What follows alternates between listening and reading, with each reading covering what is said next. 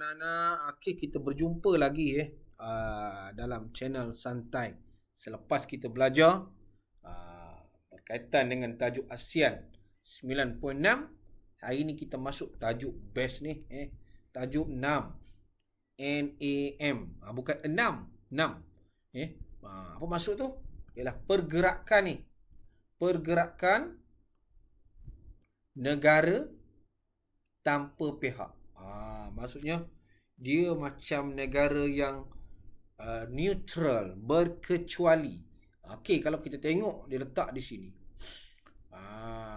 Maksudnya Malaysia ni mengamalkan pada peringkat awal.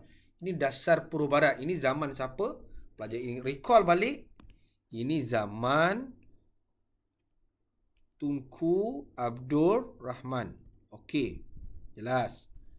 Pada waktu itu, ketika itu dia kata Malaysia ni bersikap neutral. Nampak? Bersikap neutral dan menyertai sebarang pakatan tanpa pihak. Kerana apa pada waktu itu pada waktu itu kita baru merdeka. Dan kita nampak dasar ini dia berubah. Dasar negara kita berubah.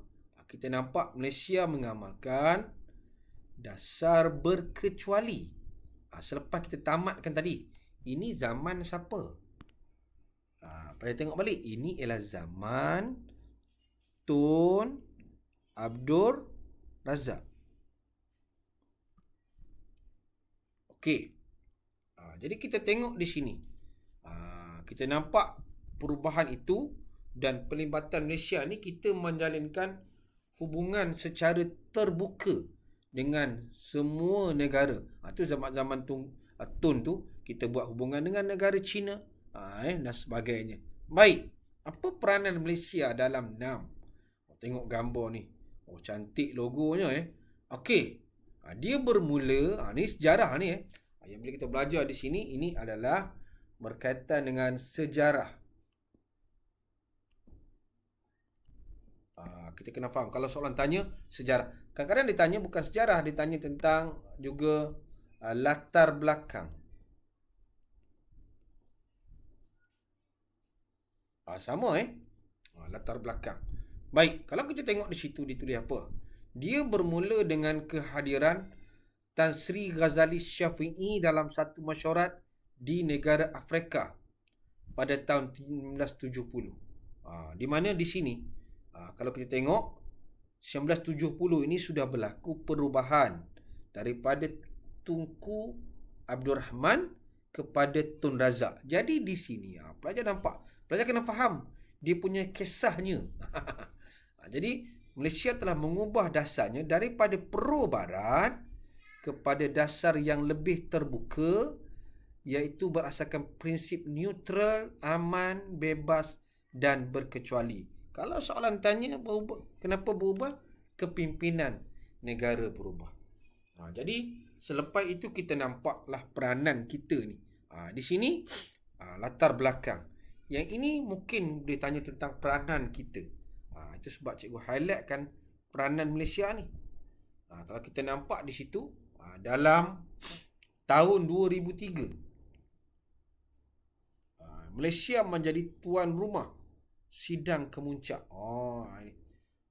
Yang pada waktu itu, apa yang kita perjuangkan, nampaklah kita perjuangkan tentang negara-negara yang tertindas. Seperti dasar apartheid di Afrika, isu pendudukan di Bosnia, Palestin, Bosnia dan sebagainya. Ini peranan kita. Kalau soalan tanya apakah peranan kita? Ini pernah menjadi tuan rumah dan dasar ni. Baik. Tengok tuan rumah pada tahun 2003, dia perincikan lagi. Ini huraian dia lah. Pada tahun 2003 tu kita nampak, cikgu letak di sini lah warna merah, lagi comel sikit. Pada tahun 2003, ini. Kalau kita tengok, apakah kenyataan kita? Nampak sangat ketegasan kita. Zaman 2003 ni zaman siapa? Zaman Tun Dr. Mahathir. Ketegasan kita pada waktu itu tentang isu Palestin. Ni kita nampak sikap kita ni. Cikgu nak guna yang inilah. Sikap 6. Okey, sikap 6 terhadap isu Palestin serta serangan Amerika Syarikat ke atas Iraq. Itu di zaman Saddam Hussein tu kan. Jadi kita anggap ini satu benda yang tak adil kepada negara kecil. Satu pencerobohan kuasa besar. Jadi kita menyatakan secara tegas. Hebat kita ni. Walaupun kita negara kecil, kita menyatakan secara tegas. Baik. Lepas itu pucuk kepimpinan bertukar lagi. Nampak sini. Pada tahun 2003 hingga 2006, Malaysia ni di bawah Perdana Menteri kita, iaitu Tun Abdullah Ahmad Badawi. Jadi kita Tunku Abdul Rahman, Tun Razak, Tun Dr. Mahathir, Tun Abdullah Ahmad Badawi. Di sini kita nampak. Sekali lagi peranan kita semakin jelas lah. Pada waktu itu kita menjadi apa? Ini. Menjadi pengerusi 6. Ini. Pengerusi 6 pada waktu itu. Ini peranan kita yang hebat lah. Yang mana kita ni pastikan bahawa 6 ini menjadi satu organisasi yang dihormati lah. Bukan yang boleh diperkotak-katikkan.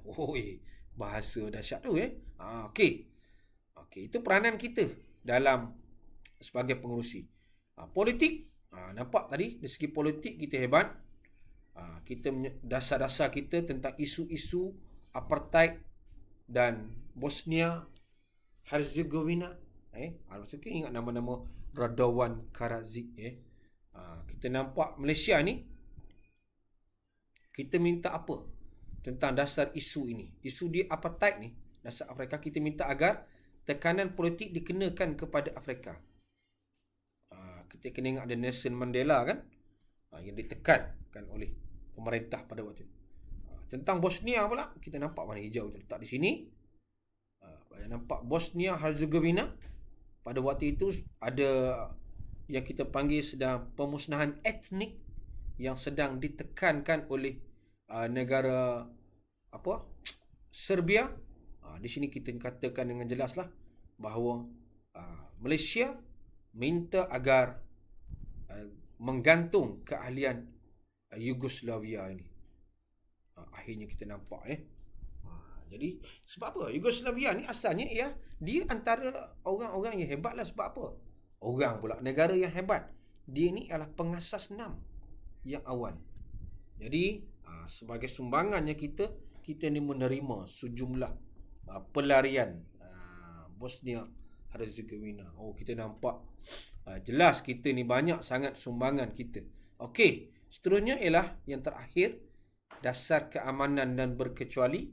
Walaupun kita ni selalu ditekankan oleh negara-negara besar, kita minta agar negara-negara besar ni, nampak, negara-negara besar lah, faham lah. Bila sebut negara besar ni, 3 negara lah yang kita nampak dengan jelas. China, ini perlu jangan apa? Jangan campur tangan, tidak campur tangan atau beri tekanan kepada negara di rantau tersebut. Rantau kita lah. Dan yang paling penting ni, isu kawalan senjata nuklear. Kita telah menandatangani perjanjian dan kita desakkan 6 ini mendesak agar haramkan senjata nuklear. Senangnya. Hebatnya sumbangan kita. Apa pun kita nampak sumbangan kita ni, paling jelas ialah peranan kita untuk membantu negara membangun, negara-negara yang ditindas. Ni kita nampak gambar lah Tun Abdullah Ahmad Badawi menyebabkan peranan kita ni, kesannya, inferennya, kalau kita nampak di sini dengan jelas lah. Di sini peranan kita ni telah menaikkan nama negara, membolehkan negara kita dihormati, dan kita sepatutnya berasa banggalah dengan kepimpinan kita. Dengan peranan 6 ini menyebabkan rantau kita ni aman dan sejahtera. Okey, itu saja. Para pelajar, saya harap belajar sikit pun jadi kena belajar, jadi kena faham, supaya kita tidak tertinggal. Okey, itu saja daripada saya. terima kasih anak-anak.